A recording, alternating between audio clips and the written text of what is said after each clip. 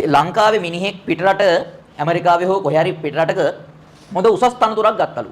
ඒ කියන්නේ ලෝකෙ කොහෙ ගියත් පුතේ උසස් තැන්වල අපේ ලංකාවේ මිනිස්සු ඉන්නවා කියලා කතාවක් තියෙනවා. හරිද? ඒ කියන්නේ සහජයෙන්ම අපේ මිනිස්සුන්ට මොකද්ද මන් දන්නේ උප්පත්ති හැකියාවක් තියෙනවලු. අර හෙලිකොප්ටරේ හෝ ප්ලේන් එක මොකක් හරි එහෙම හදන තැනකින් සිංහල මිනිස්සෙක් මේ ලංකාවේ මිනිහෙක්ව අරන් ගියා කියන්නේ ඇස් බැඳලාලු. ඇස් දෙක බැඳලා අරගෙන ගියාලු මූ මේක දැකලා ගිහින් හදයි කියලා.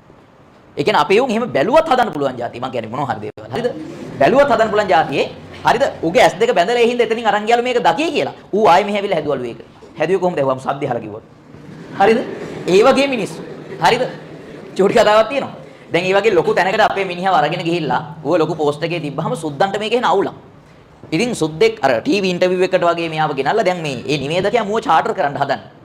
හරිද? සිංහල මිනිස්සුන්ගේ මේ හැකියාව කියන්නේ. ඔන්න පුතේ එයාගෙන් ඉස්සෙල්ලාම සුද්ද අහනවලු ප්‍රශ්නයක් මට කියන්න දැන් මේ ඉංග්‍රීසියෙන් අහන්න ඔයාලට තේරෙන්නේ නැතිද මම සිංහලෙන් කියන්නේ මට ඉංග්‍රීසි බැරි හින්දා නෙමෙයි ඈ සුද්ද අහනවා අරයාගෙන් මට කියන්නකෝ ඔයාලට පීනන්න පුළුවන්ද පොඩි ප්‍රශ්නයක් අහන්නේ මට කියන්නකෝ ඔයාලට පීනන්න පුළුවන්ද හරිද එතකොට අර මනුස්සයා කියන සිංහල මනුස්සයා කියන අනේ මට පීනන්න දැන් එහෙම ලොකුවට බෑ එතකොට අර උ චාටර් කරන්න කියන අපෝ මොකද්ද ඔයි බල්ලන්ටත් පීනන්න පුළුවන් නේ සි කියලා කිව්වා ඊට පස්සේ සිංහල මනුස්සයා අපි ලංකාවේ මනුස්සයා අහනවලු මම ඔයාගෙන් පොඩි ප්‍රශ්නයක් අහන්න ඔයාට පීනන්න පුළුවන් ඔව් මට හොඳට පීනන්න පුළුවන් අපෝ බල්ලන්ටත් පීනන්න පුළුවන්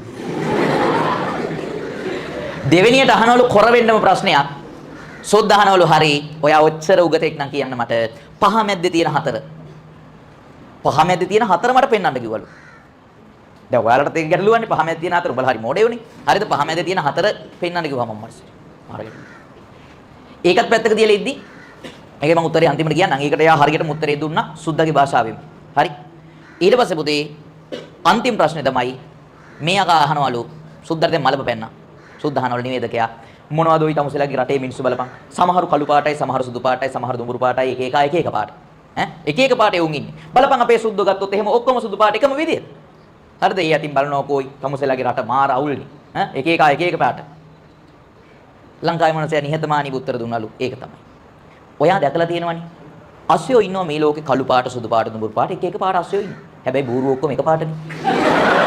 හරිද? එතකොට ඇත්තනේ බා.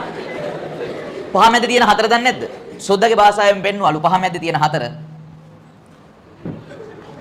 මේ දින රෝමි ලක්කමින් හතර. හරිද? පහ මැද තියෙන හතර. එතකොට අපේ සිංහල මිනිස්සු පුතේ කාටවත් යටත් වෙන්නේ එහෙම චාටර් වෙන්නේ නැහැ. එහෙම ගතියක් අපේ ලේවලම තියෙනවා එදා ඉඳන්. හරිද?